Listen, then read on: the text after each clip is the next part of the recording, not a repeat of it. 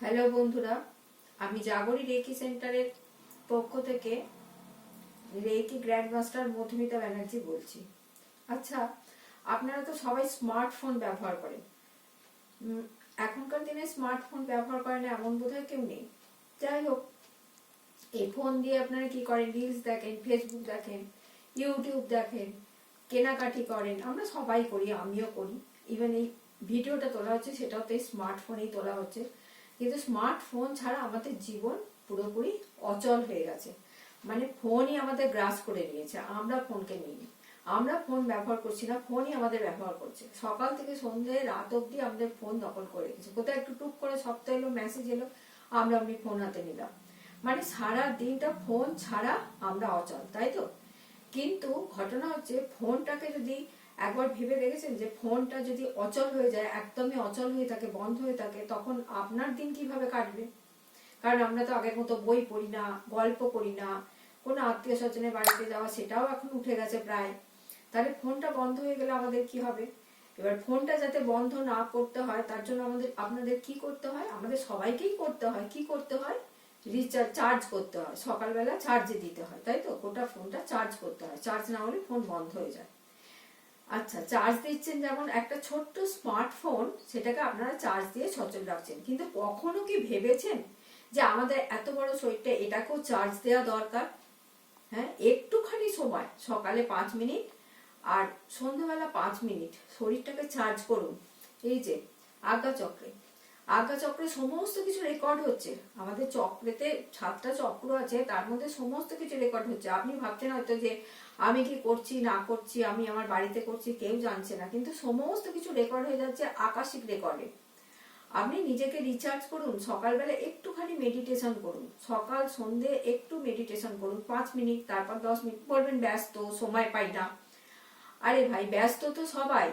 তা আপনার তো বাথরুমেও অনেকটা সময় চলে যায়। তা সবকিছুর জন্য যখন সময় আছে, এটাও একটা নিত্য প্রয়োজনীয় জীবনের অঙ্গ করে নিন না। একটুখানি ধ্যান আপনার জীবনটা বদলে দিতে পারে। তারপর ধরুন আপনার শরীর খারাপ হয়েছে, আপনি সবার কাছে বলে বেড়াচ্ছেন যে হ্যাঁ আমার শরীর খারাপ হয়েছে। আর একজন শুনলো, বললো আহা তাই তো, সত্যি ওর শরীর খারাপ হয়েছে। আর একজনকে বললেন, বললো ও বাবা তোমার তো ভীষণ কষ্ট, তোমার শরীর খারাপ হয়েছে। এতে কি হচ্ছে? নেগেটিভিটি গুলো আপনার কাছে আপনি অ্যাবজর্ব করছেন, তাদের যে নেগেটিভিটি সেটা অ্যাবজর্ব করছেন, আপনি কিন্তু সেরে যাচ্ছেন না। হ্যাঁ, শরীর খারাপের কথা বলবেন, কাকে বলবেন? ডাক্তারের কাছে। এবার আর কাউকে না, শুধু ডাক্তারের কাছে বলবেন যে আমার শরীর খারাপ হয়েছে। আর লোকে জিজ্ঞাসা করলে, হ্যাঁ আমি ভালো আছি, খুব ভালো আছি। লোকে যখন দেখবে যে ভালো আছে, হ্যাঁ বাবা ভালো আছে, তখন তার পজিটিভ এনার্জিটা তো আপনার কাছে চলে আসবে। তাহলে আপনি ভালোই থাকবেন। নিজেকে, সেই জন্য বলছি, নিজেকে চার্জ করুন। সকালবেলা 5 মিনিট, বেশি সময় না থেকে 5টা মিনিট সময় বার করা নিশ্চয়ই যায়। সকালে 5 মিনিট আর সন্ধ্যাবেলা 5 মিনিট। সন্ধ্যাবেলা না সময় থাকে, শোয়ার সময় 5 মিনিট নিজেকে রিচার্জ করুন।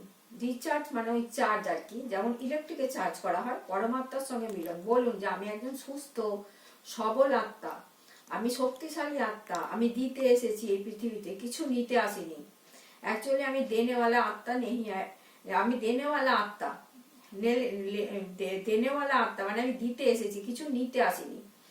আর আমার কোনো অসুখ বিসুখ নেই। আপনার এই মনের যে জোরটা, মনের যে ইচ্ছা শক্তিটা, সেটা যেটা বলছেন সেটা আপনি নিজে বিশ্বাস করুন। প্রথম আপনি যখনই নিজে বিশ্বাস করতে শুরু করবেন যে আমি সুস্থ সবল, আমার কোনো রোগ নেই, আমি এই পৃথিবীতে দিতে এসেছি, আমার কোনো রকম কোনো চাহিদা নেই, তখন দেখবেন কি আস্তে আস্তে আপনি নিজে এটা বিশ্বাস করতে শুরু করলে আস্তে আস্তে ইউনিভার্সও সেটা বিশ্বাস করতে শুরু করবে।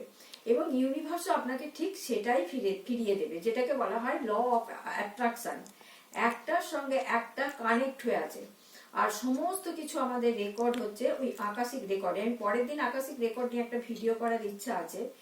কাজেই সুস্থ থাকুন, ভালো থাকুন, আর ভালো চিন্তা করুন, অপরের ভালো কামনা করুন, ক্ষতি নয়।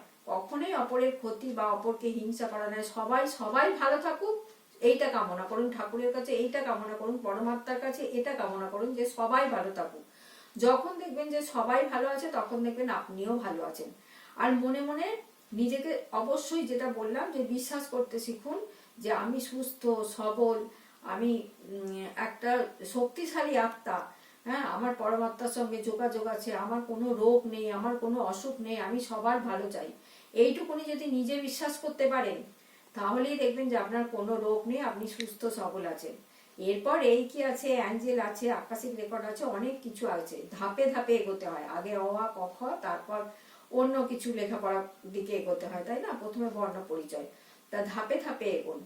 ঠিক আছে, সুস্থ থাকুন, ভালো থাকুন, ইউনিভার্স সবার মঙ্গল করুন, সবাই অনেক অনেক ভালো থাকুন, আর একটু করে নিজেকে চার্জ করুন, এটাই আপনাদের কাছে আমার কামনা। নমস্কার, ভালো থাকবেন।